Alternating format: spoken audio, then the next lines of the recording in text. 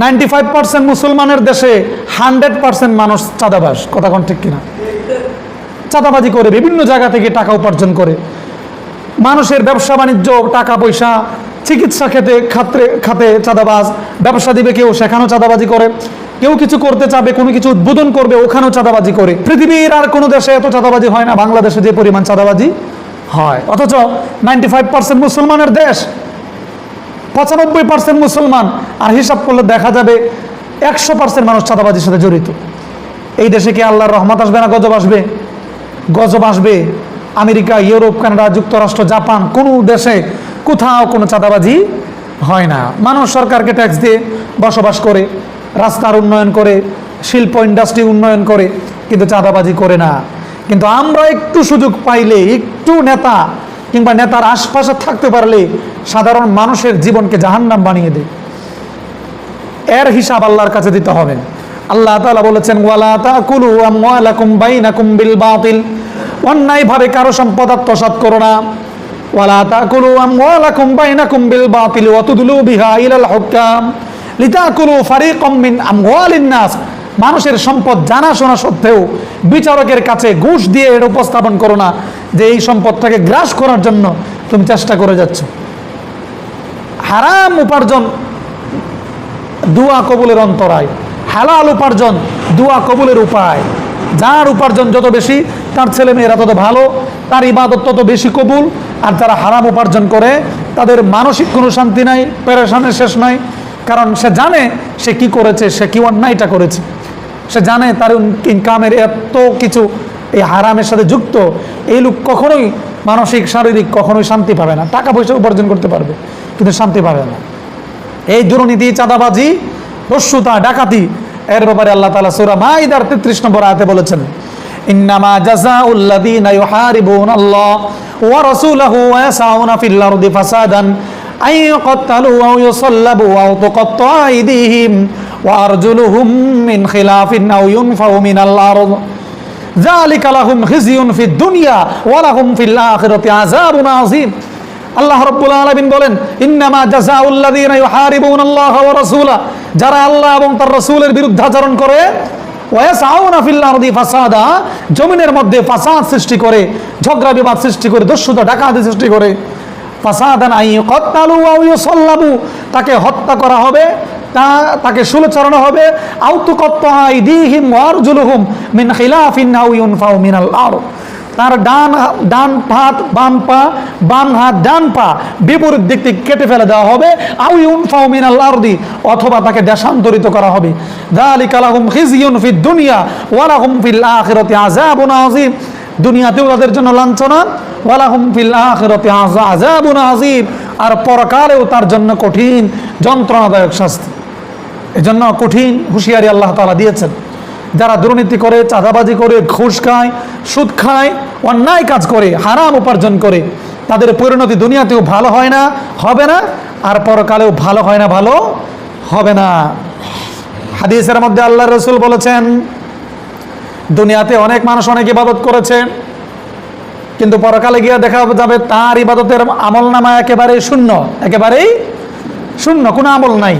অথচ নামাজ পড়ছে, যাকাত দিচ্ছে, হজ করছে, অনেক ইবাদত করছে, কিন্তু তার আমল একেবারে শূন্য। আল্লাহ রাসূল বললেন, তাহলে তার সাহাবায়ে কেরাম জিজ্ঞেস, তার আমলগুলো কোথায় যাবে, তার আমলগুলো কি সমস্যা? আল্লাহ রাসূল বললেন, লোকটা নামাজ পড়তো, যাকাত দিত, হজ করতো, ইবাদত করতো, কিন্তু দেখা যেত দুনিয়াতে সে মানুষকে ঠকাইছে, মানুষের সাথে খারাপ আচরণ করছে, দুর্নীতি করছে, ঘুষ খাইছে, সুদ খাইছে, অন্যায়ভাবে কারো সম্পত্তি দখল করছে।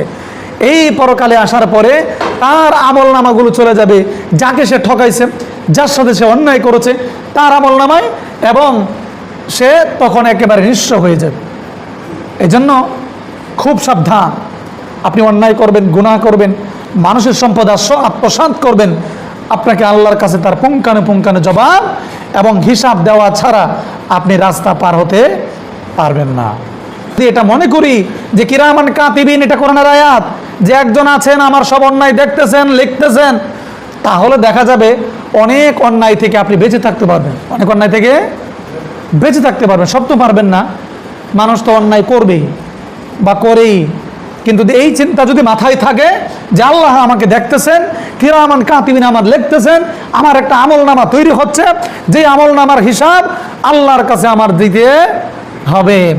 আল্লাহ রাব্বুল আলামিন বলেন, আল-ইয়াওমা নাখতিমু আলা আফওয়াহিহিম ওয়া তুকাল্লিমুনা আইদিহিম ওয়া তাশহাদু আরজুলুহুম বিমা কানু ইয়াকসিবুন।